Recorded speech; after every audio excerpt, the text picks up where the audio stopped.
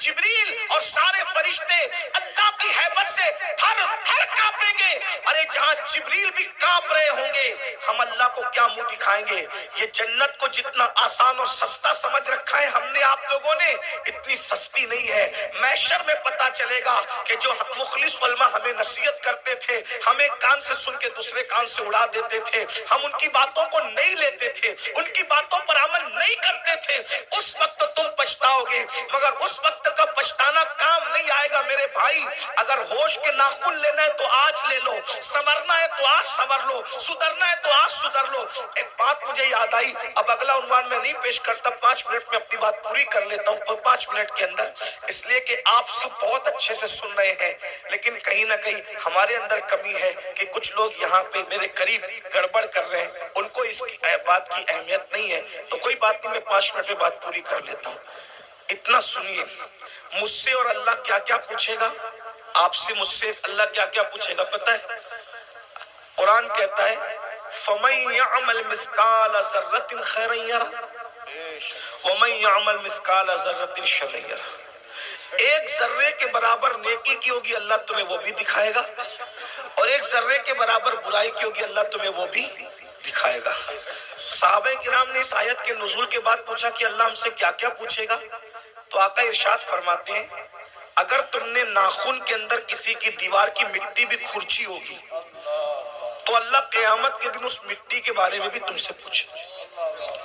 اگر تم نے پسو سمجھتے ہیں؟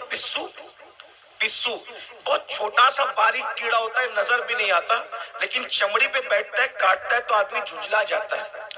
اگر تم نے پسو کو گالی دی ہوگی تو اللہ پوچھے گا کہ تو نے پسو کو گالی کیوں دی تھی؟ کیونکہ وہ میری مخلوق ہے. اگر تم نے کھٹمل کو گالی دی تھی تو اللہ تم سے کھٹمل کو گالی دینے کے بارے میں بھی پوچھے گا. یہ یہاں جو دادا گیری، گنڈا گردی، بابا گیری جو کچھ کر رہے ہو اور پھر سوچتے ہو کہ جنت ہاتھ سے نہیں جانے والی، اللہ اللہ ہے، اللہ اللہ ہے. میں بار بار قوم کو کہتا ہوں جو نبیوں کے بیٹوں کو جہنم میں ڈالے وہ اللہ ہے، جو نبیوں کی عورتوں کو جہنم میں ڈالے وہ اللہ ہے، جو نبی کے سگے چچا کو جہنم میں ڈالے وہ اللہ ہے. اللہ اللہ ہے. اتنا بے پرواہ مت ہو جائیے، اتنا بے پرواہ مت ہو جائیے، اتنا بے پرواہ مت ہو جائیے. نبی کا سگا چچا ابراہیم خلیل اللہ جیسے نبی کا سگا چچا آزر بچھو کی شکل میں جہنم میں ڈالا جائے گا. بتاؤ میرے بھائیوں، کس دھن میں ہو، کس مستی میں ہو، کس غفلت میں ہو؟ نوح علیہ السلام کی ایک بیوی جہنم میں ڈالی جائے گی، نوح کی بیوی، اولو العزم پیغمبر کی بیوی جہنم میں ڈالی جائے گی. یہ بہنیں کیا سمجھ رہی ہے کہ کلمہ پڑھ کے جنت صرف مل جائے گی؟ قرآن کہتا ہے کیا تم یہ تصور کرتے ہو کہ تم نے کہا کلمہ پڑھا اور تمہیں آزمایا نہیں جائے گا؟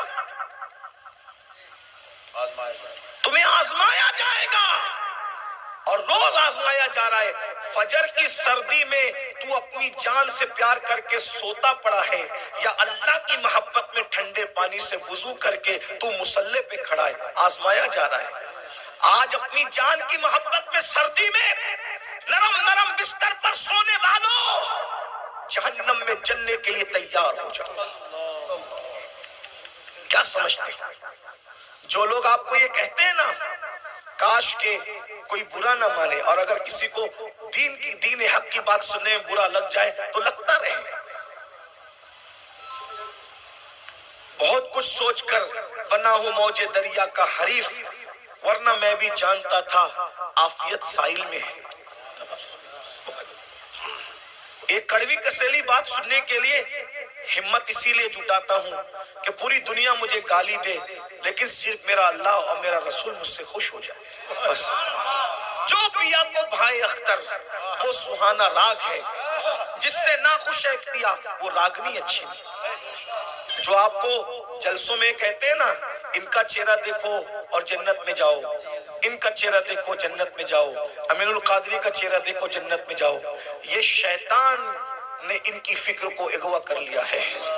وہ تمہیں زہر دے رہے ہیں، زہر. کورونا کا وائرس اتنا خطرناک نہیں ہے بدعملی اور بدعقیدگی کے بعد بھی جنت کا ٹکٹ بانٹنے کا وائرس اتنا خطرناک ہے۔ کورونا کسی کو ہوگا تو وہ اکیلا مرے گا، یہ گندگی جو آئے گی نا کہ بے عملی کے بعد بھی، زنا کے بعد بھی، بدکاری کے بعد بھی، حرام کاری کے بعد بھی، صرف سلیم میاں کو دیکھو جنت میں جاؤ، امین القادری کو دیکھو جنت میں جاؤ، اور مفتی صاحب کو دیکھو جنت میں جاؤ۔ میرے بھائی، جن کو دیکھ دیکھ کر کے جنت بانٹ رہے ہو، کیا تمہارے پاس کوئی گارنٹی ہے کہ یہ لوگ بھی جنت میں جائیں گے؟ بتاؤ نا، کھلواڑ نہ کرو۔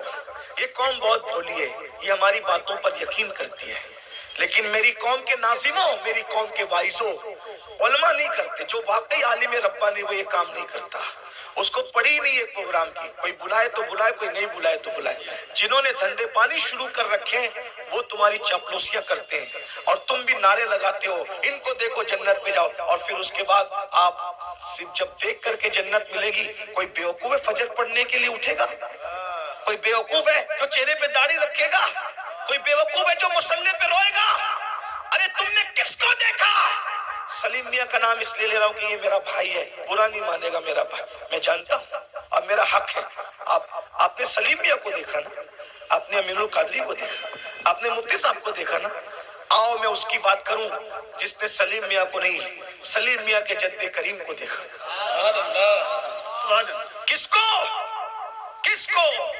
خدا کو دیکھنے والی جو آنکھیں ہیں وہ مصطفیٰ جان رحمت کی آنکھیں ہیں۔ سیدنا فاروق اعظم نے رسول اللہ کو دیکھا، بار بار دیکھا، ہر بار دیکھا، جنگ میں دیکھا، امن میں دیکھا۔ ارے عمر تو ایسے نمازی تھے کہ پہلی صف میں نماز پڑھتے تھے، پھر بھی حالت نماز میں کنکیوں سے نبی کا چہرہ دیکھتے تھے۔ ایسا نبی کو دیکھنے والا، ایسا نبی کو دیکھنے والا۔ لیکن جب اسی عمر ابن خطاب کا آخری وقت آیا، اسی عمر ابن خطاب کا، کون عمر جس کا ذکر توریت میں ہے، جس کا ذکر انجیل میں ہے، جس کا ذکر قرآن میں ہے، جس کے مشورے کی تائید میں قرآن کی 22 آیتیں نازل ہوئی ہے میرے بھائیوں، 22 آیتیں۔ یہ جو وَاتَّخِذُوا مِن مَّقَامِ إِبْرَاهِيمَ مُصَلًّى کس کی آیت، کس کی تائید میں آئی؟ فاروق اعظم کی تائید۔ جب رسول اللہ نے کعبے کا طواف کیا، کعبے کا طواف کیا، سن لو عمر کون ہے، ہم سے سنو سیدوں سے عمر کون ہے، فاروق اعظم کون ہے؟ اللہ اکبر! فاروق اعظم کون؟ جب رسول اللہ نے کعبے کا طواف کیا تو صحابہ سے مشورہ کیا کہ واجب الطواف جو نفل نماز ہے کہاں پڑھی جائے؟ صحابہ کا دل خوش کرنے کے لیے کسی نے کہا کعبے کے اندر پڑھیے، کسی نے کہا حتیم میں پڑھیے، کسی نے کہا یہاں پڑھیے، کسی نے کہا وہاں پڑھیے۔ فاروق اعظم نے کہا یا رسول اللہ، جہاں آپ کے دادا ابراہیم علیہ السلام کے قدم کا نشان ہے وہاں پر آپ نماز ادا کیجئے۔ ابھی عمر یہ کہہ ہی رہے تھے کہ جبریل آ گئے، کہنے لگے وَاتَّخِذُوا مِن مَّقَامِ إِبْرَاهِيمَ مُصَلًّى، جہاں آپ کے دادا ابراہیم کے قدموں کا نشان ہے اس کو اپنا مصلی بنا لیجئے۔ شراب کی حرمت کی بات فاروق اعظم کے مشورے کی تائید میں، پردے کی بات فاروق اعظم کے مشورے کی۔ اور کون فاروق اعظم جس کے بارے میں کہا میرے بعد اگر کوئی نبی ہوتا عمر ابن خطاب ہوتا؟ کون فاروق اعظم؟ جب فاروق اعظم آ رہے ہیں، جبریل علیہ السلام رسول اللہ کی بارگاہ میں موجود ہیں، تو جبریل نے فاروق اعظم کو دیکھ کے مسکرایا۔ میرے سرکار نے کہا کیوں مسکرا رہے ہو جبریل؟ حضور آپ کا یار عمر آ رہا ہے۔ تو آقا نے فرمایا کیا میرے عمر کو آسمان والے بھی پہچانتے ہیں؟ میرے عمر کو آسمان والے بھی پہچانتے ہیں؟ تو جبریل علیہ السلام کہتے ہیں حضور زمین والوں سے زیادہ عمر کو آسمان والے پہچانتے ہیں۔ اور سرکار نے کہا ذرا میرے عمر کی شان بیان کر دو جبریل۔ تو جبریل نے ایک جملے میں شان بیان کی، کہتے ہیں یا رسول اللہ اگر میں حضرت نوح کی عمر کے برابر یعنی 1000 سال کی عمر لے کر کے آؤں اور عمر کی فضیلت بیان کرتا رہوں تو 1000 سال ختم ہو جائیں گے مگر عمر کی فضیلت ختم نہیں ہو سکتی۔ اتنی بڑی ہستی ہے نا۔